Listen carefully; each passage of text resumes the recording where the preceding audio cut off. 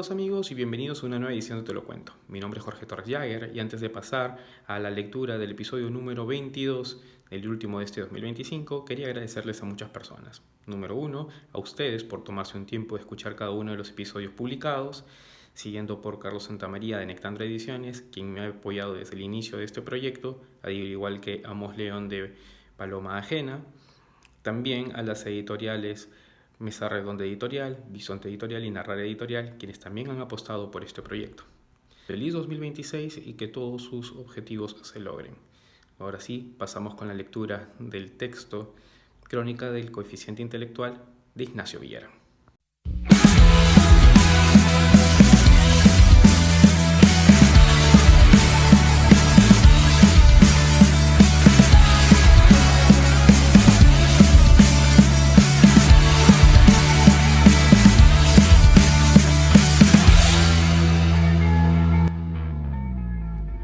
El mes de diciembre había llegado, y con ello el fin del año escolar y el inicio de la breve pero mágica temporada de verano. Manuel esperaba a sus papás para la entrega de notas. Luego, como de costumbre, se irían a almorzar un ceviche a Barranco. Sin embargo, esa mañana fue solo el señor Fonseca, su padre. Lo vio llegar con su inconfundible figura y vestimenta, mocasines marrones flor shame, pantalón dockers blanco hueso de pliegues y camisa amarilla polo de cuello y botones. Caminaba a paso ligero con sus grandes gafas Ray-Ban de cristales negros, estilo aviador, que le daban un aire de detective de Florida. Algo no andaba bien, su hijo Manuel. Tenía 12 años. La profesora Mercedes Raigada, a quien le gustaba vestir siempre chompitas de punto, incluso en los meses de calor, recibió al señor Fonseca bajo el umbral de la puerta del salón de clases. Hierática, notarial, lo saludó con un apretón de manos y lo invitó a pasar. Al ver a su padre, Manuel quiso saludarlo con un beso en la mejilla. «No tardo», le dijo con un asomo de sonrisa y le revolvió el pelo con una mano. Volvió a sentarse en el suelo, con la espalda apoyada contra la pared y los brazos sobre las rodillas. Observaba a los demás estudiantes que esperaban, al igual que él, que sus padres salieran con la libreta de notas. Algunos iban con caras patibularias, otros, más relajados y distendidos, mataban el tiempo jugando al trompo en una esquina o pateando maquinalmente un balón de fútbol contra el muro del pasillo. Los más nerviosos se hurgaban la nariz, andaban en círculos con la mirada saltona y las manos en los bolsillos. Más lejos, casi al otro extremo del corredor, vio a un niño que se removía absorto de las piedrecitas que se habían incrustado en las hendiduras de sus suelas.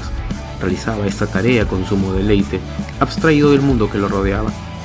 Sobre un pedazo de tierra, junto a un árbol sin hojas, otro grupo de niños jugaba a las canicas.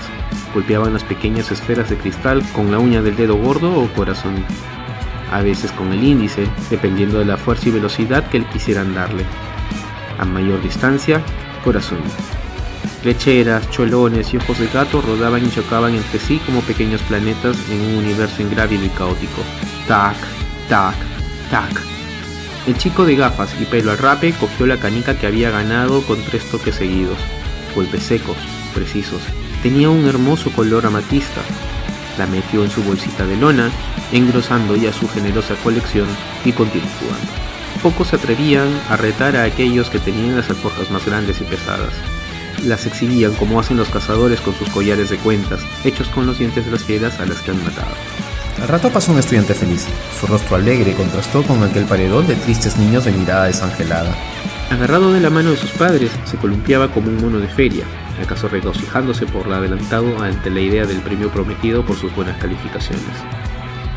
3/4 de hora más tarde, tiempo que a Manuel le pareció endemoniadamente largo, considerando que por padre de familia no se tomaba más de 15 minutos, el señor Fonseca abandonó el aula y, al pasar junto a su hijo, le dijo sin que le tiemble la voz: «Vámonos, Manuel». Se incorporó y lo siguió a paso vivo, como quien huye de una casa en llamas. Al llegar al estacionamiento notó que en la tolva de la Nissan Pickup Borgoña de su padre había habas con tomates y mandarinas y que los guardafangos estaban recubiertos de lodo seco. «Ha venido directo de la chacra», se dijo. Sintió que se quedaba sin aire y se mantuvo unos segundos al lado de la puerta con la mano atenazada en la manija. El señor Fonseca dejó la llave puesta en el contacto y clavó los ojos en la pared de cemento granulado que tenía enfrente. Manuel se acomodó en el asiento del copiloto y puso la pesada mochila llena de libros y cuadernos entre sus pies. A lo lejos, el trino de unos pájaros quebraba el silencio de la mañana. A pesar de la tensión y de la angustia que podía sentir en ese momento, pensó que era un bonito día. El sol brillaba en lo alto y el aire estaba fresco, perfecto para hacer una parrillada en el campo. Su padre se quitó las gafas y las dejó en el tablero caliente de la camioneta. Un tenue brillo reposaba en sus ojos. «¿Qué pasó, hijito?», preguntó con la voz partida. Manuel se puso triste de verlo tan triste, pero no dijo nada. «¿No sabes?», inquirió con ternura, como si hubiese sucedido una catástrofe terrible y solo él no se hubiera enterado. «Te jalaron de año, gordito». Se quedaron en silencio por unos minutos más, tiempo que a Manuel le parecieron días, años. Sintió que se sumergía en las profundidades de un lago turbio y umbrío. El señor Fonseca extrajo un pañuelo del bolsillo de su pantalón y se lo pasó por los ojos y la frente mientras su hijo contaba las manchitas diáfanas que la lluvia de la víspera habían dejado en el parabrisas. Las primeras semanas después de haber recibido la noticia, Manuel sintió que la peste le había caído encima. La impronta del fracaso la llevaba como una nube gris sobre la cabeza. Notaba la mirada condescendiente de su familia y amigos. Se encerró en su cuarto y solo salía para prepararse tazones de cereales con leche o jugar al fútbol en el pasaje de la cuadra con los chicos del barrio, que no tenían la menor idea de su situación académica ni les importaba. Encontró alivio en el desinterés de los demás. Aquel verano tuvo que ir obligado a clases de nivelación, de lunes a viernes, de 8 de la mañana a 1 de la tarde. Hubiera preferido naturalmente estar en la playa con sus amigos, en vez de morirse de calor en esa ola infernal y soporífera que parecía derretirse como los relojes de Dalí. Se quedaba dormido con facilidad, arrullado por el golpe seco y acompasado que hacía la tiza del profesor al escribir en la pizarra. Cuando el maestro Hurtado veía que alguien se había puesto a dormir, cogía su gruesa regla de madera y golpeaba con fuerza contra el escritorio. Los soñadores saltaban del susto, se recomponían e intentaban ocultar la insolayable evidencia de su viaje onírico. Unos lamparones de saliva que se extendían sobre la maraña de números y fórmulas escritas en el papel cuadriculado. En uno de esos sueños profundos, Manuel vio cómo el árabe de su baldor, encasquetado en un turbante granate y oculto tras una barba inmemorial, lo miraba desde el desierto donde se encontraba. En los ojos de este matemático con aires de sultán, que parecía haber salido de uno de los cuentos de las mil y una noches, fulguraba una misteriosa y melancólica luz con la que el estudiante se identificaba. Creía comprender al gran al-Khwarizmi de Bagdad y pensaba que, al igual que él, deseaba escapar de aquel mundo de algoritmos y de fórmulas que eran el origen de su desdicha. Quizás este buen hombre era presa de un dios diabólico, un Sikh, que por un pecado innombrable lo había condenado a resolver intrincados ejercicios por el resto de sus días. Manuel se entretenía con estas divagaciones, tal vez algo absurdas, pero necesarias para mantener la cordura. Por lo general, la señora Fonseca recogía a su hijo del colegio, pero había días en que se le complicaba esta labor, por eso le dijo que aprendiera a usar el colectivo. A Manuel no le importó porque sabía que algunos de sus compañeros ya se desplazaban en transporte público y además podía quedarse con el vuelto del pasaje para comprar golosinas. Un día, volviendo de las clases de nivelación, se bajó en el paradero que estaba a 2 cuadras de su casa y un tipo se le acercó y le puso una mano en el hombro. «Avanza nomás, patita, y no pares que tengo un cuchillo debajo de la camisa». Manuel se quedó aturdido, palideció y no supo qué hacer. No sintió miedo, sin embargo, tampoco valor como para correr o enfrentarse al extraño que no paraba de hablar, de amenazarlo con cortarle la cara con su cuchillo si intentaba escapar.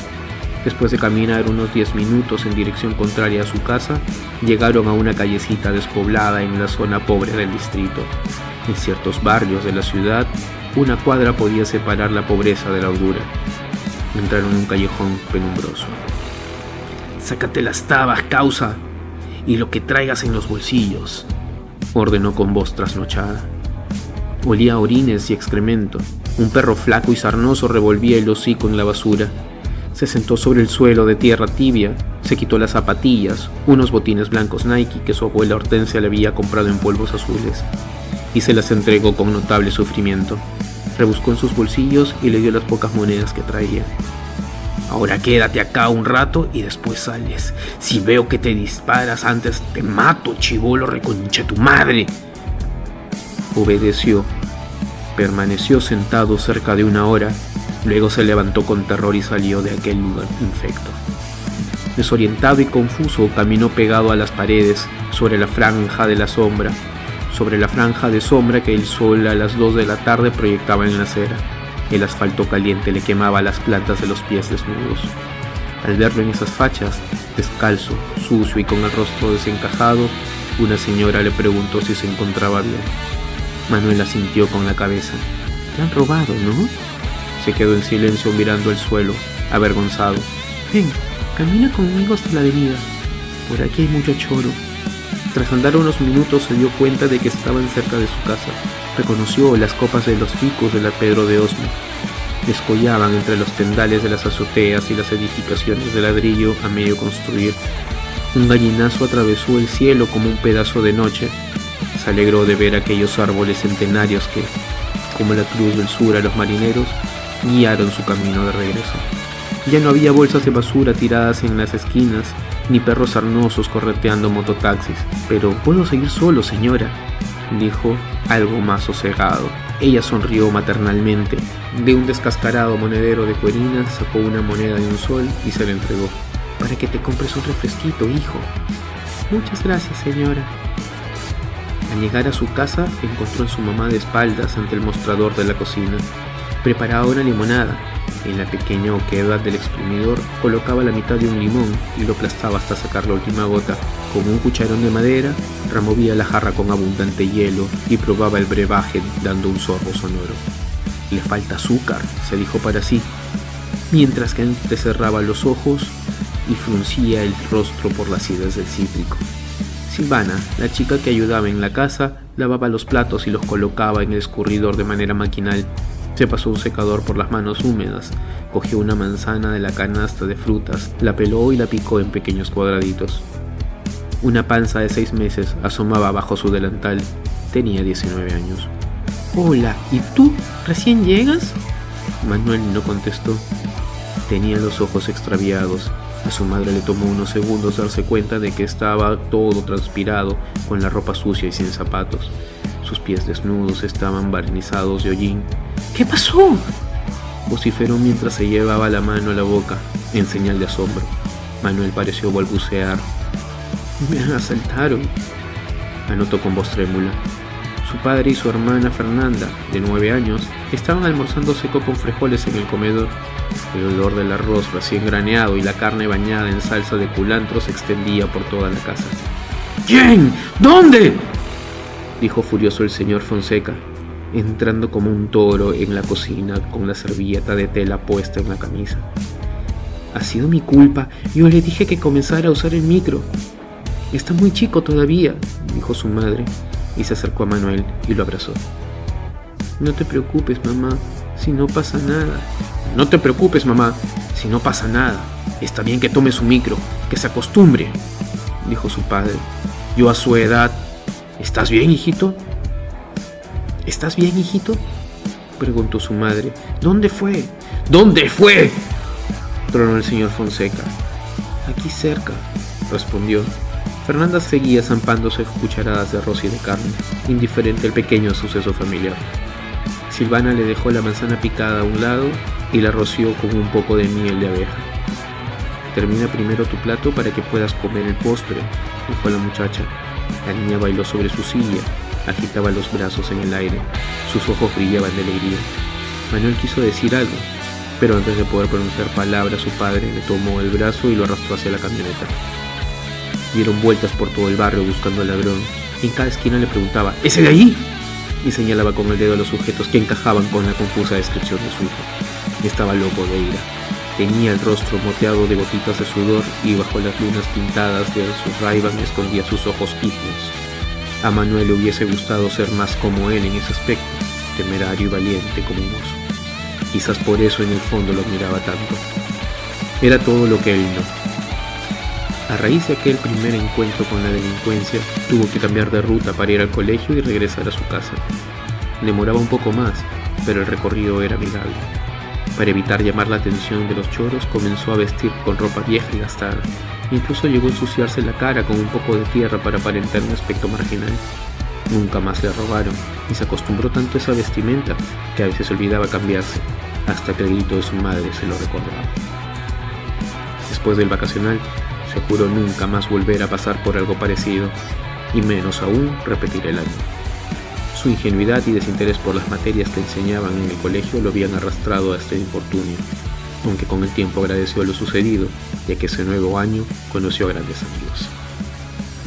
Crónica del coeficiente intelectual de Ignacio Villarán, libro publicado por Bisonte Editorial.